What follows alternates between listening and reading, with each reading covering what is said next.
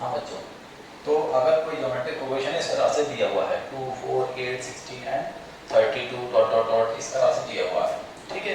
अगर हम इन सभी का रेसिप्रोकल करते हैं, ओके, ये मैं आपको प्रॉपर्टी सेकंड बता रहा हूँ आपको, ठीक है, कि अगर हम इन सभी का रेसिप्रोकल करते हैं, अच्छा इसका कॉमन रेशियो क्या रहेगा, जैसे कि 4/2, 8/4, यानी कि r जो रहेगा वो 16/8, 32/16। इन सभी का कॉमन रेशियो कितना रहेगा बच्चों? 2। लेकिन अगर हम रेसिप्रोकल करते हैं 1/2, 1/4, 1/8, 1/16 और सॉरी हाँ सही कर रहे थे 1/2, 1/4, 1/8, 1/16 और 1/32 सारे टर्म्स का रेसिप्रोकल करने पर क्या ये सीक्वेंस ज्योमेट्रिक प्रोग्रेशन में ही रहेगा या नहीं रहेगा? तो इन सबका कॉमन रेशियो निकाल के देखते हैं 1/4/1/2, 1/8/1/4, 1/8/1/4, 1/16/1/8, 1/32/1/16। ओके, तो अगर हम ध्यान से देखें तो ये 1/2 मिलेगा, यहाँ से 1/2 मिलेगा, यहाँ से 1/2, यहाँ से 1/2। इसका मतलब ये होगा कि रेसिप्रोकल करने पर कॉमन रेशियो देखिए सभी का सेम है, लेकिन पहले 2 आ रहा था, अब कितना है 1/2। यानी कि किसी भी सीक्वेंस की ज्योमेट्रिक सीक्वेंस की टर्म्स का रेसिप्रोकल करते हैं तो सीक्वेंस तो नहीं चेंज होता है, लेकिन कॉमन रेशियो बदल जाता है, ठीक है। ये ज्योमेट्रिक प्रोग्रेशन में है, तो ये भी ज्योमेट्रिक प्रोग्रेशन में ही रहेगा। रेसिप्रोकल करने पर सीक्वेंस चेंज नहीं होता है, सीक्वेंस सेम रहता है बच्चों, ओके, लेकिन कॉमन रेशियो बदल जाता है। इसका 2 था, कॉमन रेशियो भी उसी तरह से रेसिप्रोकल हो जाता है, ठीक है, टर्म्स के अकॉर्डिंग रेसिप्रोकल हो जाता है, ठीक है। तो ये आपकी सेकंड प्रॉपर्टी है। तो फर्स्ट प्रॉपर्टी मैंने क्या बताई आपको, याद करिए कि अगर हम किसी भी ज्योमेट्रिक प्रोग्रेशन में सेम नंबर से मल्टीप्लाई करते हैं तो ज्योमेट्रिक प्रोग्रेशन का सीक्वेंस चेंज नहीं होता है और कॉमन रेशियो चेंज होता है, ओके। और यहाँ पर क्या होता है कि ज्योमेट्रिक प्रोग्रेशन के सीक्वेंस का रेसिप्रोकल करने पर सीक्वेंस जीपी का ही रहेगा, लेकिन कॉमन रेशियो बदल जाएगा, ठीक है। ये जीपी में है तो ये भी जीपी में है। देखिए यहाँ पर हम टर्म्स की बात नहीं कर रहे हैं, टर्म्स तो चेंज होने ही हैं, लेकिन सीक्वेंस नहीं बदलेगा। सीक्वेंस तो जब समझते हैं आप लोग, सीक्वेंस अलग अलग तरह के होते हैं, जीपी, एपी, एचपी, इस तरह के और भी सीक्वेंस होते हैं। तो यहाँ पर सीक्वेंस जीपी का है तो जीपी का ही रहेगा, लेकिन टर्म्स चेंज हो जाएंगे, ओके, और कॉमन रेशियो भी बदल जाएगा, ओके। अब बात करते हैं थर्ड प्रॉपर्टी की।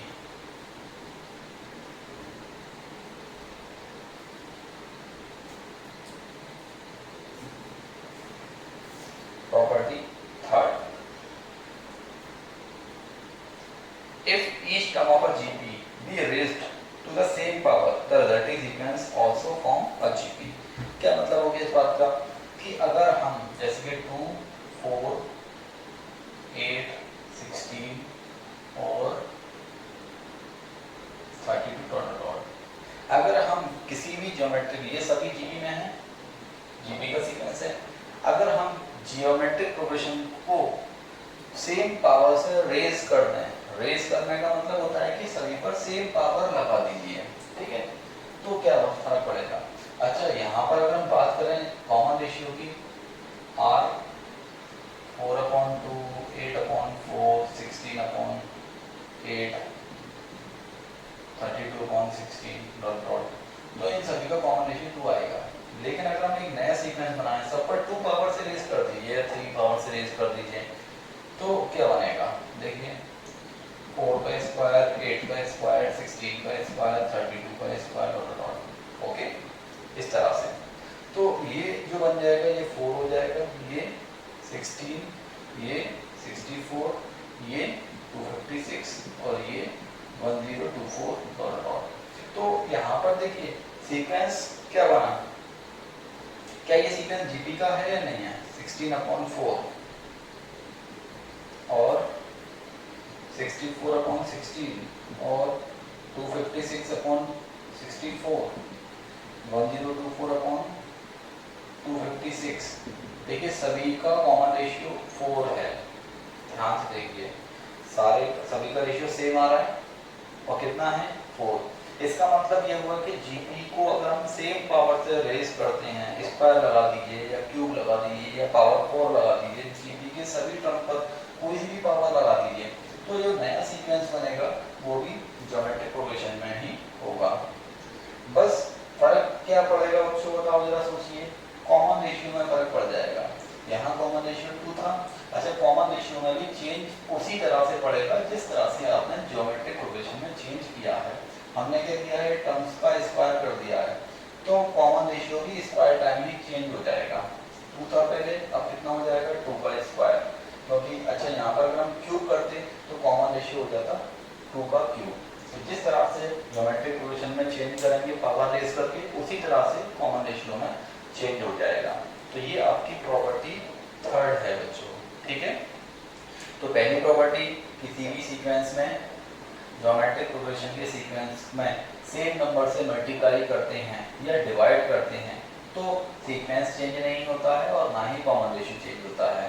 ओके, दूसरी प्रॉपर्टी मैंने क्या बताई, अगर हम किसी भी ज्योमेट्रिक प्रोग्रेशन के टर्म्स को रेसिप्रोकल करते हैं तो सीक्वेंस जीपी का ही रहेगा, लेकिन कॉमन रेशियो भी रेसिप्रोकल हो जाएगा। तीसरी प्रॉपर्टी, अगर हम किसी भी ज्योमेट्रिक सीक्वेंस के टर्म्स का सेम पावर से रेज करते हैं, ओके, तो रिजल्टिंग सीक्वेंस भी जीपी का ही रहेगा, लेकिन कॉमन रेशियो उसी तरह से चेंज हो जाएगा जिस तरह से आपने ज्योमेट्रिक प्रोग्रेशन के टर्म्स को चेंज किया है। ओके, अगली प्रॉपर्टी, प्रॉपर्टी 4,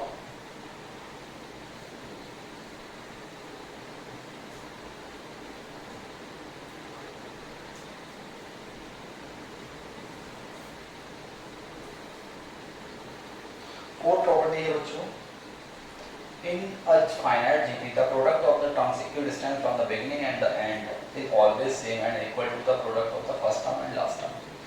ये मैंने आपको पहले भी बताया था कि अगर कोई GP है 2, 4, 8, 16, 32, 64, ओके, यानी कि स्टार्टिंग से और लास्ट से इक्विडिस्टेंस पर जो टर्म्स होते हैं, ओके, जैसे कि यहाँ पर पहला, लास्ट में पहला, इन दोनों का प्रोडक्ट, यहाँ से सेकंड, लास्ट से सेकंड, इन दोनों का प्रोडक्ट, स्टार्टिंग से थर्ड, लास्ट से थर्ड, इन दोनों का प्रोडक्ट सेम आएगा। क्या है, the product of the terms equidistant from the beginning and the end is always same and is equal to the first term and product of the first term and last term. यानी कि पहले और last के terms का जो product आता है 128, तो सेकंड और सेकंड लास्ट का भी 128 ही आएगा, थर्ड लास्ट का भी 28 ही आएगा। ओके, इक्विडिस्टेंस पर जो टर्म्स होते हैं बच्चों, उनके टर्म्स का प्रोडक्ट हमेशा सेम होता है और किसके बराबर होता है, फर्स्ट टर्म और लास्ट टर्म के प्रोडक्ट के बराबर होता है। प्रॉपर्टी बहुत इंपॉर्टेंट प्रॉपर्टी है, ठीक है। जेईई मेंस की जब आप तैयारी करेंगे तो उसमें इस टाइप की प्रॉपर्टीज यूज की जाएंगी। ओके, तो इस बात को आपको ध्यान रखना है, ठीक है। तो ये मैंने कौन सी प्रॉपर्टी बताई आपको, 4, ठीक है। इसका एक क्वेश्चन आपकी एक्सरसाइज में भी आया था और ये मैंने आपको प्रूफ भी कराया था, ठीक है, देखिएगा मैंने जो वीडियो सेंड की थी। अगली प्रॉपर्टी है 5th, ओके, 5th प्रॉपर्टी के बारे में समझ लीजिए। 5th प्रॉपर्टी क्या है, the non zero numbers ABC are in GP if B is equal to AC, यानी कि ABC are in GP if B is equal to AC। ये बहुत इंपॉर्टेंट प्रॉपर्टी है बच्चों, 5th वाली, यानी कि अगर 3 नंबर ज्योमेट्रिक प्रोग्रेशन में हैं, ओके, तो फिर ये रिजल्ट हमेशा निकल कर आता है, यानी कि square of the middle term is equal to the product of first term and third term. कैसे आता है, यानी कि ए बी, प्रूफ देख लीजिए, प्रूफ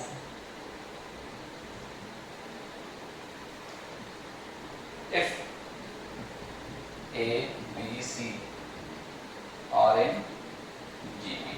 अब आपको पता होना चाहिए अगर नंबर टर्म्स जीपी में हैं तो कॉमन रेशियो तो बराबर होना ही है, बी अपॉन ए और C upon B, cross multiply करेंगे, B square equal to AC।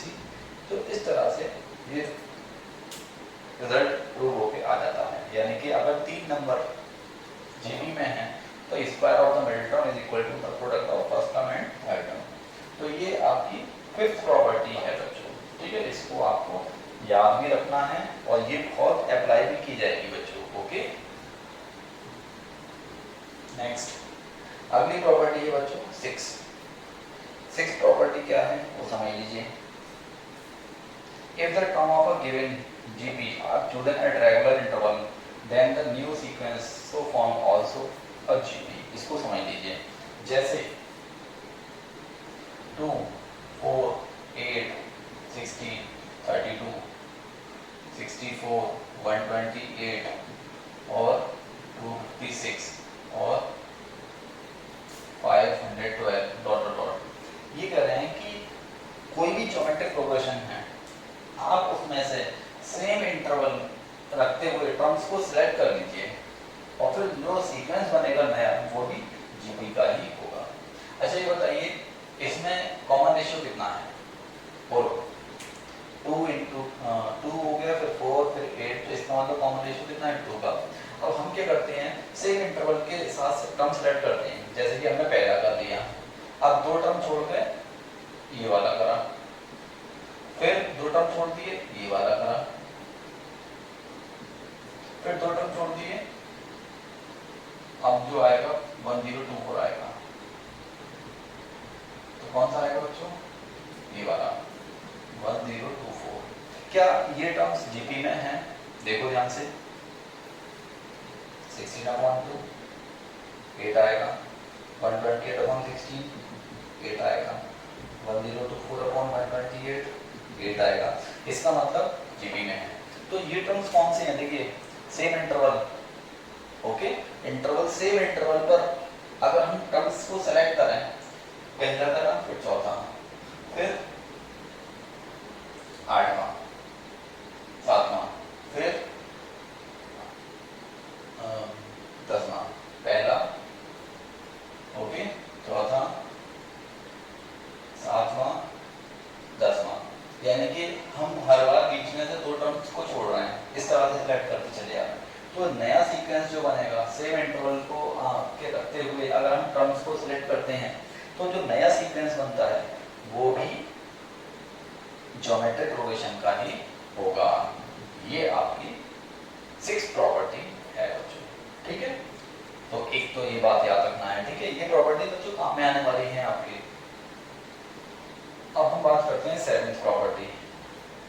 7th property है और लास्ट प्रॉपर्टी है जो कि देख लीजिएगा। जैसे ये कह रहे हैं लॉगरिथम से रिलेटेड प्रॉपर्टी है ये, जैसे कि a1 a2 a3 a4 an, ये अगर जीपी का सीक्वेंस है तो सब में अगर हम लॉग लगा देंगे, log a1 log a2 log a3 log a4 तो ये AP में बन जाती है। ये प्रॉपर्टी है बच्चों। अगर कोई भी जीपी का सीक्वेंस है और उसमें अगर हम लॉग ले लेते हैं तो वो AP में हो जाती है। समझ लीजिए, इसको मैं एक एग्जांपल से समझा देता हूँ।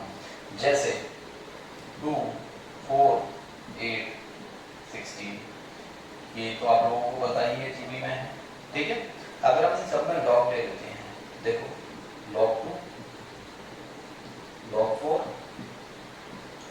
log 8 और log 16, ठीक है।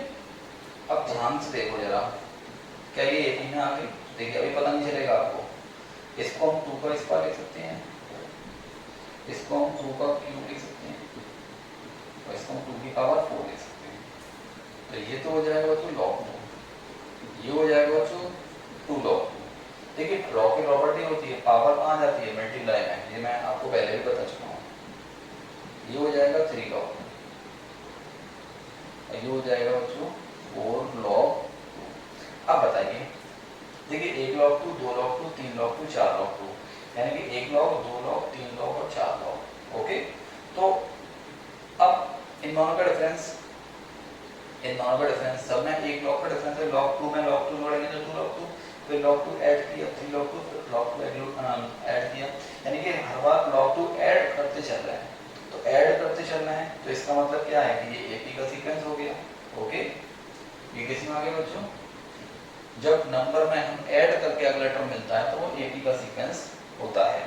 तो log 2 ऐड करेंगे तो 2 log 2, फिर log 2 ऐड करेंगे 3 log 2, फिर log 2 ऐड करेंगे 4 log 2, इस तरह से 5 log 2, 6 log 2, इस तरह से हो जाएगा।